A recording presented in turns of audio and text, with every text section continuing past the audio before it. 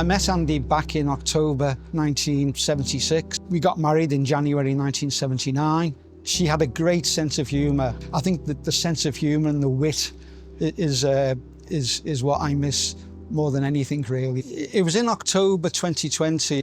She started feeling a little breathless. She contacted the GP, and quite quickly the GP realised that there was something wrong with her heart. She eventually went to the hospital, and it was discovered then that she had a faulty valve. And then she had the operation on the 13th of November. I realised that something had gone wrong. What happened in the operation was, it turned out that the valve that they had fitted was pressing on one of her arteries, so that it was giving the effect of a heart attack, really, or a cardiac arrest. There was then a 40-minute delay in the surgery before they reacted to that and opening her up again, refitting a different size valve in a slightly different place, and then closing her up again. But that whole sequence of events meant that she was severely compromised, really. And after a week, she died. We knew that there'd been some sort of hiccup with the operation, but at that point, they didn't tell us in detail what had gone wrong, you know. John and his family instructed me to represent them in relation to the inquest into Andrea's death, and then also to investigate the possibility of a medical negligence claim.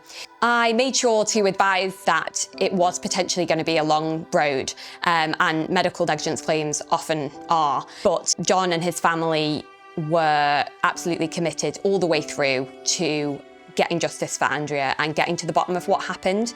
We actually instructed an independent medical expert really early on in the case, and what that expert says was that there were errors made during the surgery, and most likely those errors caused Andrea's death. Eventually, the trust admitted that if they hadn't delayed, then Andrea probably would have survived. The resolution of the case meant that there was a financial settlement for John and his family, but being able to receive an admission and a formal apology from the hospital trust was by far the most important part of the medical negligence claim process. Of all the roles that she had in her life, Andrea was born to be a grandmother, and she was robbed of that. We were robbed of that. I think she would have been proud that we fought the case as much as we could. Right from the outset, Leigh was really on our side. If you've got any doubts or any concerns about any procedures, medical procedures or wherever it is, that you think it's not turned out the way it ought to have done, I would strongly recommend that you seek legal advice. And based on my experience, there would only be one firm that I would recommend, and that would be Leigh.